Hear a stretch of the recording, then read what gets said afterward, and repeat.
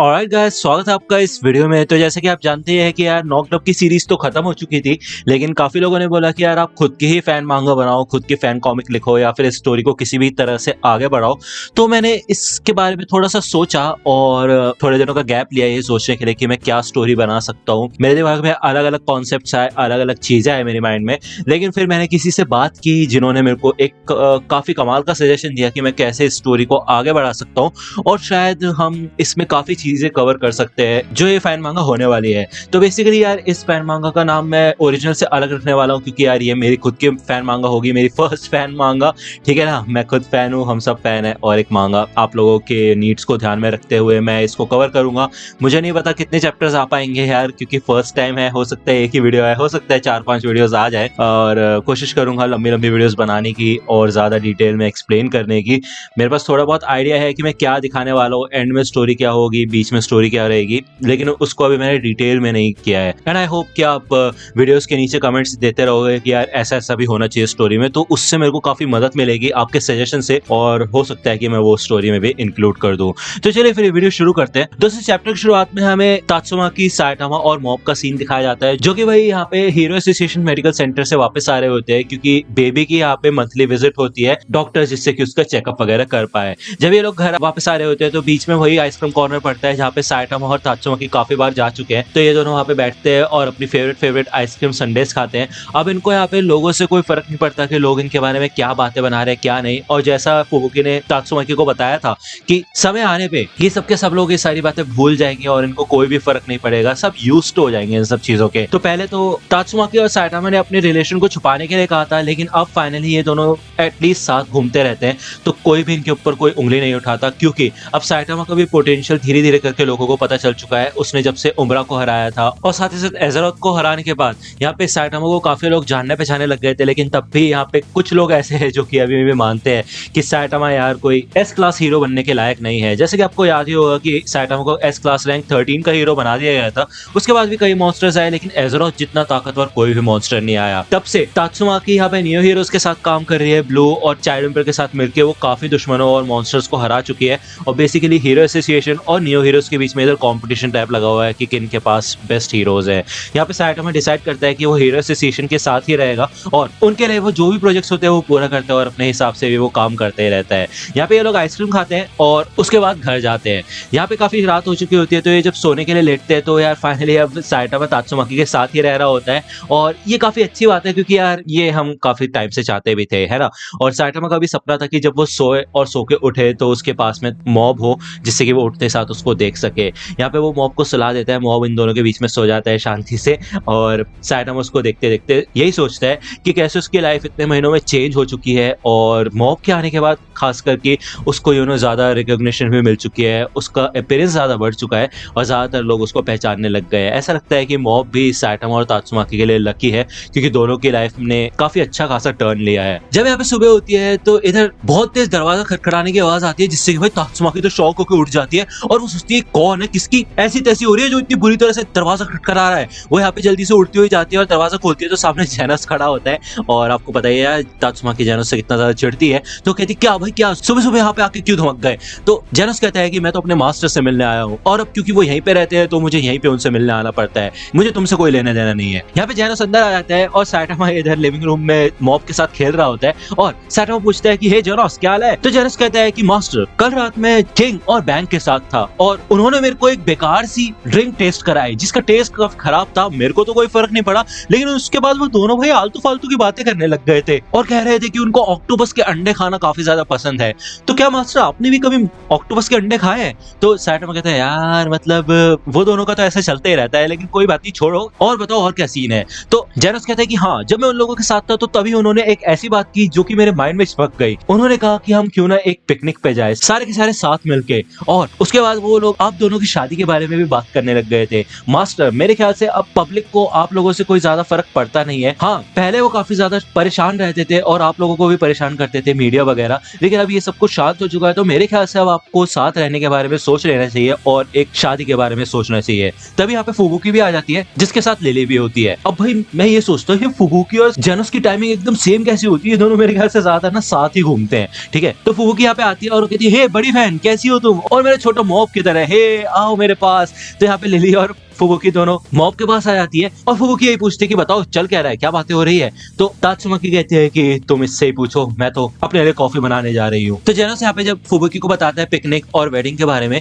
तो फुबुकी यहाँ पे फिर से एक्साइटेड हो जाती है और वो कहती है, बड़ी बहन मैं कब से तुम्हारी वेडिंग प्लान करना चाहती थी, और तुम लोगों ने जब डिसीजन लिया था कि तुम ऐसे ही जीना चाहते हो और वेडिंग वगैरह नहीं करना चाहते, तो मैंने सोचा था ठीक है मैं तुम लोगों के डिसीजन को रिस्पेक्ट करूंगी, लेकिन प्लीज बड़ी बहन अब समय आ चुका है कि तुम दोनों को इस रिलेशन को ऑफिशियल कर देना चाहिए और सबको इस रिलेशन के बारे में पता चल जाना चाहिए। और ज्यादातर लोगों को जब इसके बारे में पता चलेगा तो लोग तुम्हारे ऊपर उंगली उठाना भी बंद कर देंगे। मुझे पता है कि आप ज्यादा लोग तो कुछ बोलते नहीं है, लेकिन फिर भी कुछ बचे कुछ लोग हमेशा होते हैं। तो साइटामा कहता है कि हाँ इसके बारे में सोचना पड़ेगा यार। तो जेनोस भी कहता है कि हाँ मास्टर, इससे आप दोनों का रिलेशन ऑफिशियल हो जाएगा और मेरे को कहने में ये काफी दुख हो रहा है, लेकिन तात्सुमाकी के साथ आपकी शादी हो जाएगी और मेरे ख्याल से अब आपकी एज तो हो ही गई है कि आप शादी तो कर ही ले। तो यहाँ पे जेनोस साइटामा के सर पे देखता है और साइटामा बोलते क्या सर पे क्या देख रहे हो तुम, क्या दिख रहा हो तुम्हें सर पे। हाँ तो जेनोस कहते हैं नहीं नहीं नहीं मास्टर मैं तो कुछ सोच रहा था। यहाँ पे बेसिकली जेनोस के सर पे देख रहा होता है क्योंकि साइटामा के बाल भी चले गए होते हैं और अब उसकी उम्र हो चुकी होती है कि वो एटलीस्ट शादी तो कर ही ले। और जब इनका रिलेशन फाइनल हो चुका है और कंफर्मेशन हो चुकी है हर चीज की, तो शायद ये एक रिलेशन में आ ही सकते हैं और वेडिंग कर सकते हैं। यहाँ पे तात्सुमाकी अपनी कॉफी वगैरह लेके आती है और वो यही कहती है कि देखो तुम चाहे कितने भी प्लान बना लो ठीक है, लेकिन इसके बारे में साइटामा और मैंने बात की है और हम भी ऐसा ही सोच रहे थे कि एटलीस्ट हम ये कर सकते हैं, ठीक है ना। तो लिली यहाँ पे काफी खुश हो जाती है, कहती ये मेरे को इसी दिन का तो इंतजार था, वाओ यार कितना रोमांटिक है। और मिस तात्सुमाकी मैं सच में आपकी वेडिंग में पूरी मदद करूंगी मिस फुबुकी के साथ।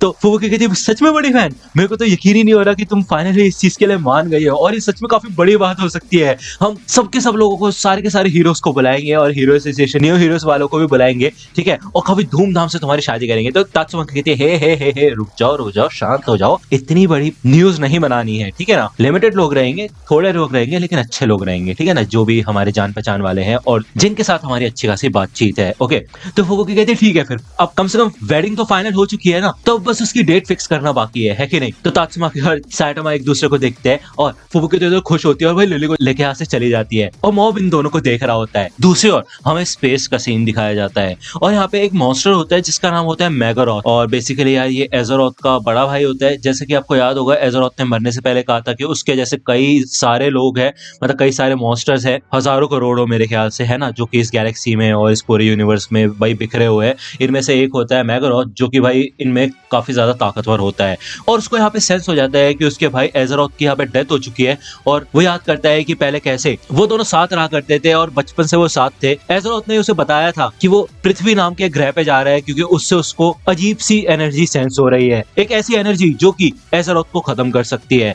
यहाँ पे मेगारोथ को पहले से एहसास था कि एज़रोथ आसानी से पूरे पृथ्वी को खत्म कर सकता है, तो उसको किसी एनर्जी से डरने की जरूरत नहीं है। लेकिन जब मेगारोथ को यहाँ पे एहसास होता है कि एज़रोथ की डेथ हो गई है, तो यहाँ पे उसको काफी गुस्सा आना शुरू हो जाता है। उसे यहाँ पे अपने भाई एज़रोथ पे पूरा का पूरा यकीन होता है, उसे पता होता है कि वो बहुत ज्यादा ताकतवर है और ऐसे कोई भी अकेला जीव उसको हरा नहीं सकता। इसका मतलब ये है कि सच में उस पृथ्वी ग्रह पे कोई ना कोई ऐसी ताकत है जिसको हराना नामुमकिन है, लेकिन मेरे लिए नहीं। यहाँ पे मेगारोथ अपने 10 और भाइयों को बुलाता है और जब वो लोग यहाँ पे आ जाते हैं तो ये उनसे यही कहता है कि चलो फिर भाइयों, हमें अपने मरे हुए भाई का बदला लेना है और पृथ्वी पे जाना है। तो बेसिकली यार पहले तो एक ही आया था और वो उम्रा हो गया, एज़रोथ हो गए, एक एक करके आए थे, लेकिन फिर भी काफी ज्यादा ताकतवर थे। अब ये 10 लोग आ रहे हैं, मतलब 10 मॉन्स्टर्स आ रहे हैं। तुम समझने की कोशिश कर रहे हो कितनी बड़ी हो सकती है ये चीज। दूसरे यहाँ पे हमें फिर से पृथ्वी का सीन दिखाया जाता है और इधर गारो होता है और वो इधर आराम से घूम रहा होता है। वो देखता है क्या ये गंजे हीरो को तो कहीं तो देखा है, और तात्सुमाकी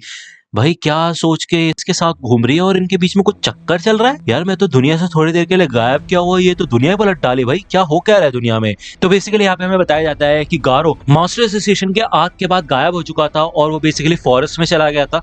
वहां पे उसने कड़ी तपस्या की थी। जैसा कि आपको याद होगा उसने अपने फिस्ट को एकदम कमाल का बना लिया था, लेकिन उस मुक्के के बाद वो भाई सब कुछ भूल चुका था। उसको बस ये याद होता है कि उसने अपने ताकतों के ऊपर पूरा कंट्रोल कर लिया था और वो फिर से उन ताकतों को इकट्ठा करने की कोशिश करता है। वो कोशिश करता करता है कि कैसे वो फिर से इवॉल्व हो जाए और अपनी शक्तियों को वापस पा सके। लेकिन यहाँ पे वो ज्यादा कुछ कर नहीं पाता। जब वो यहाँ पे अपनी ट्रेनिंग वेनिंग कर रहा होता है तभी यहाँ पे बैंग आता है उससे मिलने के लिए और उसको पता होता है कि गारो यहीं पे मिलेगा क्योंकि उसने ही उसको ये जगह दिखाई होती है। उसके बाद से यहाँ पे गारो सोचता है कि अब वो अपनी ताकतों का अच्छी तरीके से इस्तेमाल करेगा और फाइनली गारो इधर फिर से बैंक के डोजो में आकर ट्रेनिंग करना शुरू कर देता है। इस बार वो बैंक के साथ फुल ऑन फाइट करता है जिससे कि उसका अंदर का मॉन्स्टर जाग जाए, फिर से अवेकन हो जाए, वो फिर से अवेकन गारो बन जाए।